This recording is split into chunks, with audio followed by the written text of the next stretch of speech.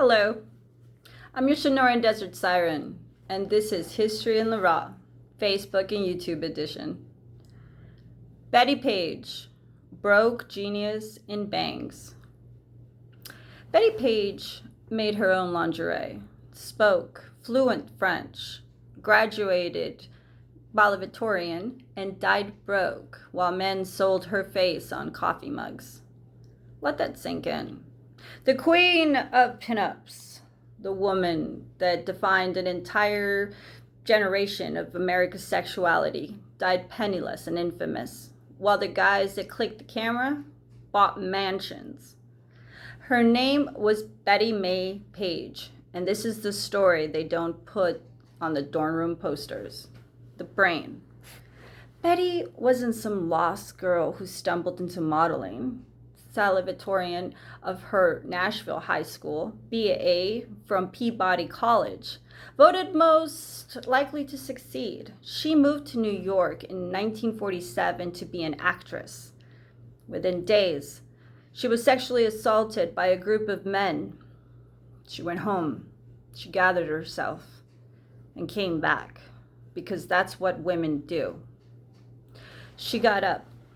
She got a secretarial job at Rockefeller Plaza, took acting classes, appeared on TV, and in 1951, a cop offered her his card, said she should model, suggested bangs to stop the light going off her forehead.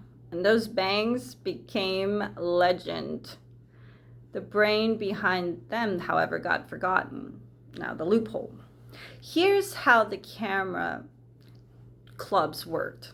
In 1950, you couldn't legally publish nudes, but you could make them if you called it art. So men formed karma clubs, paid dues, hired a naked model in a studio, and photographed her. The art label kept them out of jail. It was a system built by men for men, with women as the product. Bettie got $25 an hour. Decent money for 1950, but she didn't own the negatives. She didn't get royalties. She didn't control where the photos went. The guys with the dark rooms owned everything. Sound familiar? The bondage queen. By 1951, she was working with Irvin Klaw. He made her America's first famous bondage model. Bettie in lingerie and spiked heels, acting out domination and submission. Short films, mail order films. But here's the kicker. Claude never showed nudity, never showed actual sex. It was all suggestion. It was all performance. All Bettie's charisma, making you believe something that wasn't actually happening. The same country that jerked off to her images in private decided to get a bunch of senators to investigate and treat her like a criminal. The witch hunt. Senator Estes, from her hometown state of Tennessee, just completely launched an investigation of the obscene material. Claw got arrested. Bettie got hounded by federal agents. The same postal system that delivered her photos to millions became the evidence used against her. In 1957, Claw burned 80% of his negatives. Decades of her work up in smoke because a man decided that women's body were a threat to the Republic. And then Bettie vanished.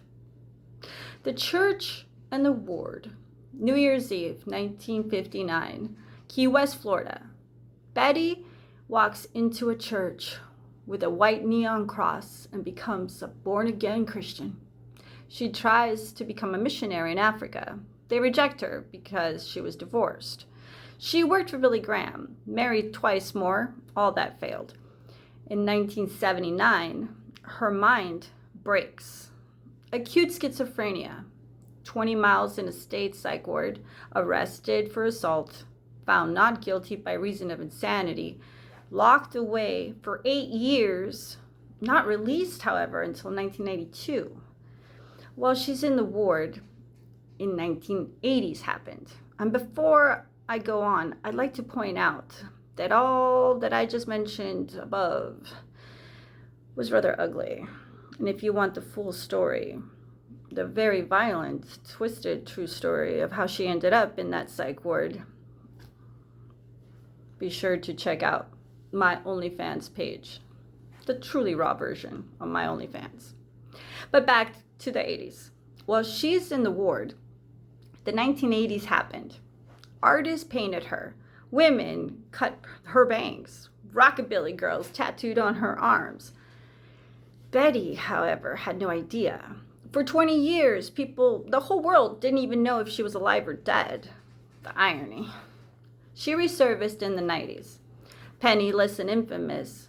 That was her own quote about herself. Hugh Hefner built Playboy partly on her back. Claw made his fortune and lost it on her back. Bunny Yeager, her whole entire photography career was based on her. But in her 70s, she had to hire lawyers to try to get a little tiny bit of the royalties off her own face. She died in 2008 at 85.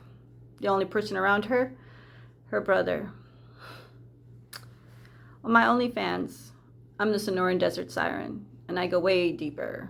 The economics of the camera clubs, what the hearings actually said on how they started, what it cost to be the first bondage model in a country that would arrest you for mailing a picture in a corset.